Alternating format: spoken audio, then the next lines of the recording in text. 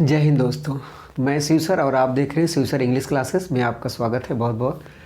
और आज फिर मैं उसी लेक्चर को आगे बढ़ाने के लिए आया हूँ। जैसा कि मैंने प्रीवियस लेक्चर में ये बोला था कि आगे का जो वीडियो होगा हम आपको ये बताएंगे कैसे हमें किसी चीज़ को नेगेटिव बनाना होता है। तो क्या आपको ये पता है कि नॉट क्या होता है, ये एडवर्ब है, एडजेक्टिव है क्या? तो उन सभी चीज़ों को हम ऐसे देखते हुए समझते हुए आज चलेंगे।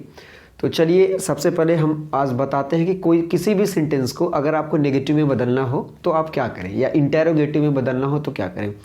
Okay, let's go. देखिए, सबसे पहले तो हम आपको ये बता दें कि जैसे कोई भी सेंटेंस लिखा हो, एक एल्गोरिदम होता है, तो सबसे पहले जो सेंटेंस स्टार्ट होता है वो एक सब्जेक्ट होता है, हेल्पिंग वर्ब आता है, मेन वर्ब आता है, उसके बाद कोई ऑब्जेक्ट आता है, ऐसे बनता है। तो चलिए हम जैसे प्रेजेंट इंडेफिनिट हम लोगों ने करा है, तो एक जैसे हमने अभी देख लिया था, तो लास्ट में उसमें एक एग्जांपल था कि the sun rises in the east. ठीक, ये है सेंटेंस। अब ये सेंटेंस बेसिकली क्या है, अब अगर आप देखा जाए, देखिए अगर इसे कहा जाए कि पहचानिए ये किस में होगा, तो आप ये समझ सकते हैं कि जो भी जनरल ट्रूथ होता है वो प्रेजेंट इंडेफिनिट में लिखा जाता है। तो जाहिर सी बात है, अगर सूरज हमेशा किस में राइजेस होता है, ईस्ट में होता है, तो इस पर्पज से आप ये भी समझ सकते हैं कि ये प्रेजेंट इंडेफिनिट होगा। हालांकि यहाँ हमारा जो मुद्दा है वो ये है कि हमें क्या करना है। हमें ये करना है कि किसी भी सेंटेंस को नेगेटिव में या इंटेरोगेटिव में बदले। तो सबसे पहले तो ये हम मान लेते हैं कि ये क्या होता है, सिंपल सा होता है। ठीक है, उसके बाद हम देखेंगे नेगेटिव, फिर उसके बाद देखेंगे इंटेरोगेटिव। ठीक, देखिए ये इंटेरोगेटिव पढ़ा जाता है, ये नेगेटिव है, ये सिंपल है। अब समझने की कोशिश हम ये करते हैं कि नेगेटिव को बनाने के लिए हमें चाहिए नॉट। ठीक, देखिए ये है एंड नॉट। और मैं आपकी जानकारी के लिए बता दूं, ये जो नॉट होता है ये होता है एक एडवर्ब होता है। ठीक है, पार्ट्स ऑफ स्पीच में जब हम पढ़ेंगे तो उस समय, मतलब I will explain it very clearly and very elaborated, तो बहुत ही अच्छे तरीके से। बट एट द टाइम अभी के लिए आप ये मान के चले, एडवर्ब वो होता है एक ऐसा वर्ड जो किसी वर्ब, किसी एडजेक्टिव एंड खुद एडवर्ब को क्या करता है, डिस्क्राइब करता है, उसको मॉडिफाई करता है, या that add something else about the verb, adjective and adverb it may be. So तो ये होता है एक एडवर्ब। अब आप समझो, और इसकी एक और ख़ास बात अगर मैं नोट करके आपको बता दूं कि जो एडवर्ब होता है या जो एडजेक्टिव होता है, ये उस नाउन के सामने या उस वर्ड के पहले लिखा जाता है जिसके बारे में ये एक्सप्लेन करता है, जिसके बारे में ये क्या करता है, बताता है। आप सोच रहे हो कि सर नेगेटिव इंटेरोगेटिव को बताने के लिए इतना एलाबोरेशन, तो आप समझ लें कि बहुत ही बेसिक और कैसे बनता है वाकई में आप ये समझें। देखिए, अब हमने आपको बताया कि एडवर्ब की जो क्वालिटी होती है ये उसी वर्ब के सामने, मतलब उसी वर्ड के सामने लिखा जाता है। देखिए आप ऐसे लिखिए, it is used before the word. अब ये वर्ड को आप ऐसे समझ ले, वर्ड का मतलब before the parts of speech. अब जो ये भी पार्ट्स ऑफ स्पीच है, ये भी है, ये भी है, तो उस word, it is used before the word which is being described by the adverb। ठीक, हमने क्या लिखा, it is used before the word which is being described by the word। इसका मतलब आप समझें, मतलब ये उस शब्द के पहले लिखा जाता है जिसके बारे में ये एडवर्ब बताता है। Sorry this, let me take red one.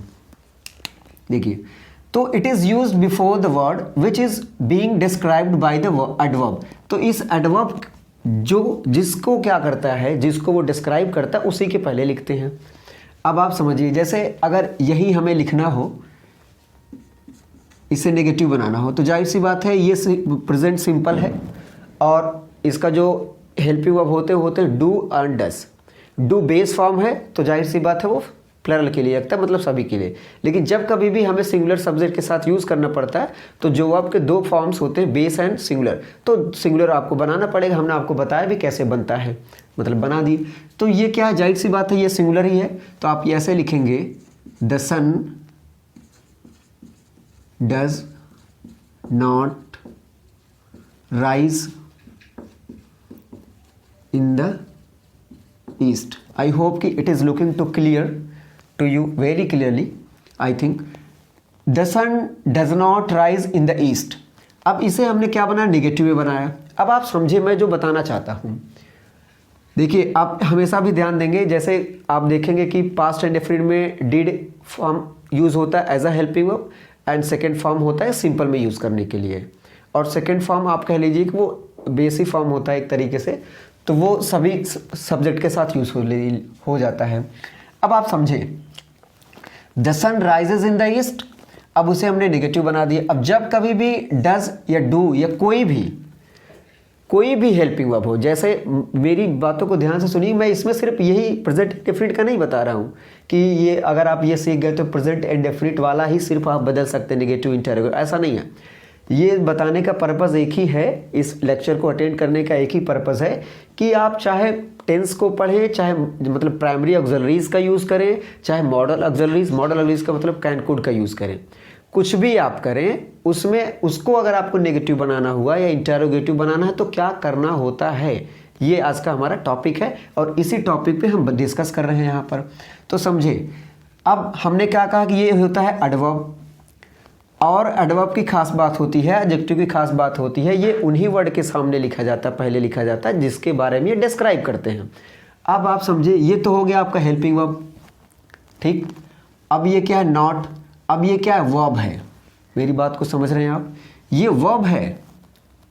अब अगर ये वर्ब है तो ये क्या है, एडवर्ब क्या करता है, वर्ब के बारे में डिस्क्राइब करता है, एडजेक्टिव के बारे में करता है, एंड खुद एडवर्ब के बारे में करता है। तो हमने क्या लिखा है, ये जो हमारा नॉट हमने लिखा है, इसलिए ये हमेशा क्या होता है, आप देखेंगे जब कभी भी नॉट लिखा जाता है वो वर्ब के पहले लिखा जाता है, या फिर किसी कोई और एडवर्ब आ गया तब उसके पहले लिखा जाएगा, ठीक। अब आप समझते हैं, जैसे इसी को अगर हमें इंटरोगेटिव बनाना हो तो जैसे does the sun rise in the east, ये तो पहला वाला है। ये इंटरोगेटिव का जो टाइप है,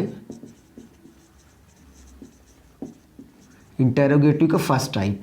अब फर्स्ट टाइप क्या होता है, इसमें लिख दीजिए, ऐसे लिख लीजिएगा, स्टार्ट्स विद हेल्पिंग वर्ब, ठीक है।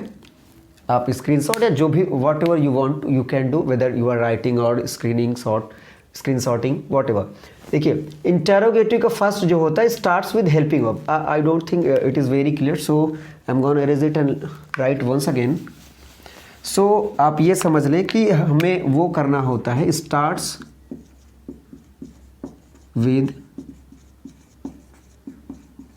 हेल्पिंग वर्ब, मतलब पहला जो इंटरोगेटिव होता है। अब इसे एक भाषा में और भी लोग मतलब एक्सप्लेन करते हैं कि इसे आप यस या नो में इसका आंसर दे सकते हैं, मतलब ऐसे लिख सकते हैं, that can be answered in S और नो। इस तरीके के जो सेंटेंस होते हैं उनका भी यूज़ हम क्या करते हैं, मतलब उनको भी अगर ऐसे इंटरोगेटिव में बनाना होता है तो हम क्या करते हैं, पहले इंटरोगेटिव सेंटेंस जो बनाते हैं वो हम हेल्पिंग वर्ब से बना लेते हैं। अब समझिए, ये तो रहा हेल्पिंग वर्ब, तो हमने ऐसे बना दी, ये बना ऐसे। अब समझिए, ज़रूरी नहीं कि सिर्फ प्रेजेंट इंडेफिनिट ही बने, हमेशा आप ध्यान देंगे अगर कोई भी सिंपल सेंटेंस को नेगेटिव में बदलना हो तो उसे जो हेल्पिंग वर्ब होता है उसी के साथ में नॉट का यूज़ कर देते हैं। अब ये प्रेजेंट इंडेफिनिट हो, प्रेजेंट कंटिन्यूअस टेंस हो, प्रेजेंट परफेक्ट हो, प्रेजेंट परफेक्ट कंटिन्यूअस टेंस हो, और आपने क्या करना है, अगर आपका पास्ट हो, फ्यूचर हो, मतलब वॉट एवर कुछ भी हो, जो भी हो, अगर आपको नेगेटिव बनाना है तो सिर्फ आप क्या करें, हेल्पिंग वर्ब के साथ नॉट लगा दें, ठीक, ये तो रहा पहला। और नॉट क्यों हमेशा ऐसे देखेंगे, अभी मैं आपको, और जैसे ये इसमें आपको समझ में आएगी, ये मैं पूरा का पूरा जो ओवरऑल इशू है, what is the topic we are discussing here, that will be the clear after it. ये बहुत ही अच्छे से क्लियर। देखिए अब अगर इसको हमें फिर से नेगेटिव बनाना हो तो, अब अगर इसको नेगेटिव बनाएंगे तो हम आपको बता सकते हैं कि does the sun not rise in the east. ये रहा मुद्दा। अब आप समझिए, देखिए फिर भी क्या हुआ, जो नॉट था आपका फिर भी किसके पहले लगा, इसी वर्ब के पहले लगा, लगा कि नहीं लगा, यहाँ भी वर्ब के पहले लगा। तो इसका मतलब ये है कि अगर आपको, पहला तो ये कि अगर इंटेरोगेटिव सेंटेंस हो, आप हमेशा नोट कर लें, अगर ऐसे लिख लें कि नोट में आप ऐसे लिख सकते हैं, if we need to convert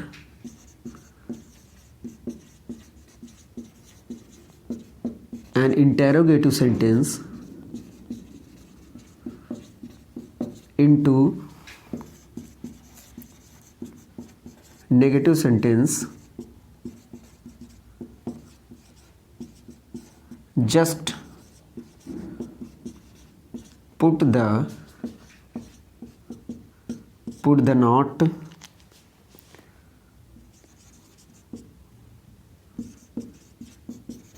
after the subject.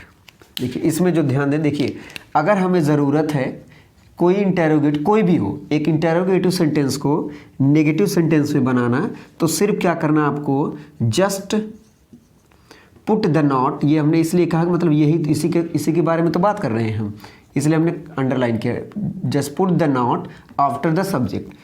यहाँ भी आप देख लीजिए, ऐसे कोई और भी अगर हम इसको ऐसे बना दें, जैसे व्हेन, आप अगर ऐसे लिखें, व्हेन डज द सन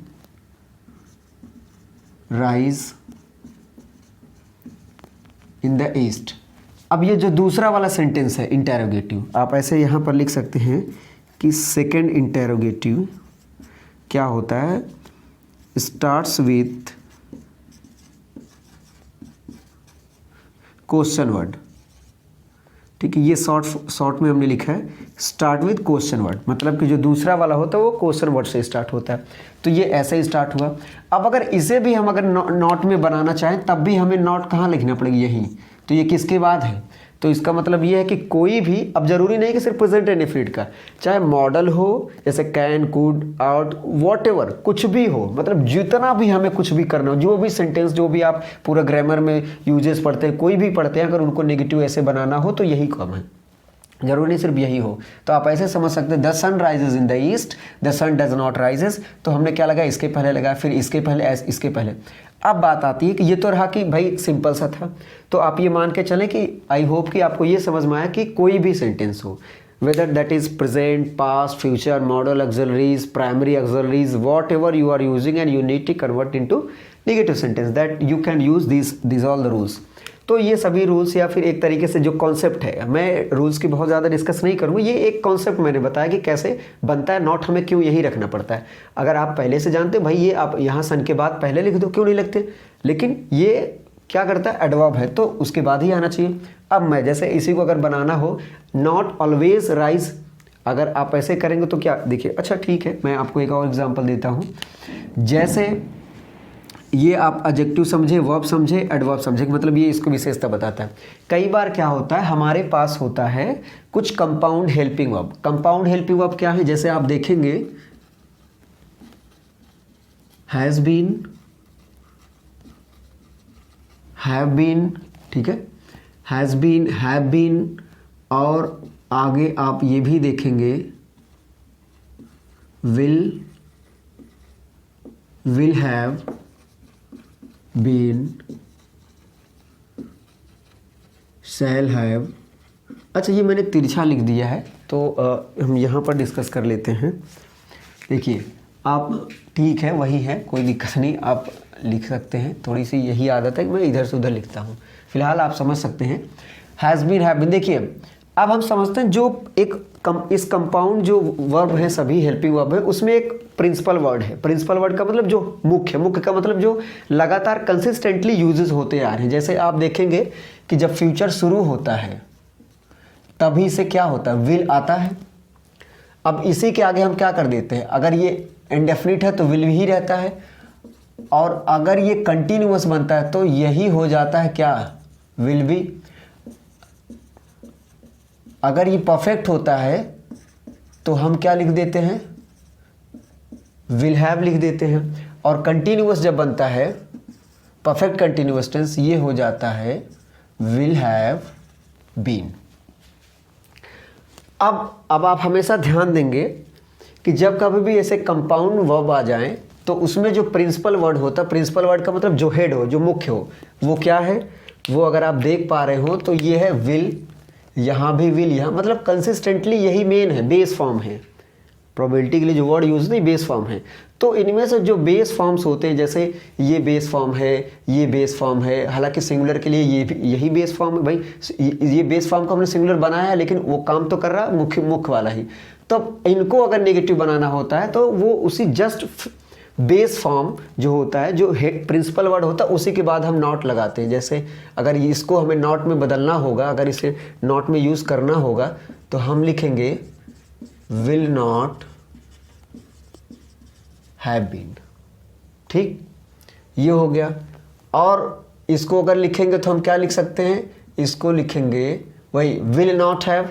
ऐसा यहाँ पर भी have not been, has not been. ठीक है, इस तरीके से ये बनाया जाता है। और अब आपने कहा कि सर ये तो ठीक है कि हमें प्रिंसिपल वर्ड के जो बाद लगा देना है, वो तो सिंपल में, लेकिन उसी चीज़ का अगर हमें नेगेटिव में बना, मतलब ये पहला वाला इंटरोगेटिव बनाना हो या फिर दूसरा वाले में। लेकिन आप एक बात इसमें देख रहे होंगे कि पहले वाले इंटरोगेटिव में भी सब्जेक्ट के पहले हमने हेल्पिंग वर्ब लगा दिया, बस क्वेश्चन वर्ड नहीं लिखा था, और दूसरे वाले हमने क्वेश्चन वर्ड के साथ क्या लगाया, वो लगाया है। तो आप ये समझें कि ये क्या है, ये वही फॉर्म्स है जो प्रिंसिपल वर्ड है। तो मतलब कि अगर नेगेटिव इंटरोगेटिव सेंटेंस जब भी बनेगा तो जो हमारा मेन होता है वही सब्जेक्ट के इस पार आता है। जैसे एग्जांपल में मैं आपको दे दूं, it will be looking here. देखिए हम ऐसे अगर लिखें, जैसे I have been teaching for an hour, मतलब मैं 1 घंटे से पढ़ा रहा हूँ। तो आप समझिए कि अब अगर हमें इसे नेगेटिव बनाना होगा तो यही प्रिंसिपल वर्ड है, तो हम लगाएंगे I have not been teaching for an hour. अब अगर इसे हमें पहले वाला इंटरोगेटिव भी बनाना होगा तो ये जो बेस फॉर्म है, मतलब ये जो हेल्पिंग वर्ब पहला वाला प्रिंसिपल वर्ड है, इसके लिए तो प्रिंसिपल वर्ड यही है। तो इसको ही हम क्या लिखेंगे, पहले have I not been teaching, question word, question mark. और इसे अगर मतलब व्हेन या फिर हाउ लॉन्ग जो भी आप यूज़ करना चाहें तो आप यहाँ पर लिख सकते हैं। व्हेन का यूज़ अगर करना चाहें तब भी जो बेस फॉर्म है, जो मेन वर्ड है उसका कंपाउंड वर्ब का, वो क्या हो गया, ये। तो ये आप समझ लें ये क्या है। तो ये रहा पूरा का पूरा वो, जैसे कैन ही कह लीजिए, आई कैन लिफ्ट इट, मैं इसे उठा सकता हूँ, तो आप ऐसे भी लिख सकते हैं कैन आई लिफ्ट इट, तो यही गया। हालांकि इसमें तो कंपाउंड वर्ब नहीं बनता, मतलब और नहीं हो पाता, लेकिन आप समझो कि आएगा इसे। अगर इसे कैन मतलब नेगेटिव में बनाना है तो यहाँ पर हम नॉट लिख देंगे, और इसे अगर बनाना होगा तो हम कैन नॉट का यूज़ कर देते हैं। तो इस तरीके से किसी भी सेंटेंस को नेगेटिव में, इंटरोगेटिव में और इंटरोगेटिव से फिर नेगेटिव अगर बनाना होता है तो ऐसे हम यूज़ करते हैं। तो आई होप ये वीडियो आपको बहुत ही पसंद आएगा। और आप जो एक बेसिक वो होता है, जैसे कई बार कंफ्यूज होते हैं कि इसके बीच में आप कहाँ नॉट लगाएंगे, कहाँ नहीं लगाएंगे, तो ये आज आपको बहुत ही अच्छे से क्लियर हो गया होगा कि नेगेटिव बनाना है तो कैसे बनेगा और क्यों हम ऐसे लिखते हैं। ये बेसिक चीज़ें हैं। अगर इवन देन फिर भी अगर आपको कोई डाउट है तो आप ज़रूर कमेंट में करिएगा, मैं उसकी रिप्लाई ज़रूर दूँगा। और अगर फिर भी नहीं समझ में तो मैं एक लेक्चर और ले सकता हूँ, आई होप कि। लेकिन यह है कि मैंने अच्छे से एक्सप्लेन कर दिया है आपको। सभी चीज़ें समझ में आती हूँ। अब हाँ, ध्यान देंगे कि ये ज़रूरी नहीं सिर्फ प्रेजेंट एंड डेफिनेटली। मैं बार बार ये चीज़ इसलिए कह रहा हूँ कि I did not right on the board, मैंने बोर्ड पे लिखा नहीं, तो इसलिए आप समझ लीजिए कि ये जो रूल इसके लिए, ये सभी के लिए, मतलब हमने बताया ना प्राइमरी ऑक्सिलरीज हो जैसे be, is, am, are, was and do, does, whatever, and the modal auxiliaries can, could, will, should, ये सब जो होते हैं मॉडल ऑक्सिलरीज, तो इनके यूज़ हो चाहे ये हो, सभी के रूल्स एक ही होंगे। आई होप आपको बहुत ही अच्छे से समझ में आए। अगर कोई भी डाउट हो तो आज के बाद मुझे लगता है ये आपको बनाना या निगेटिव में बदलना कोई भी डाउट नहीं होगा। सो थैंक यू, जय हिंद।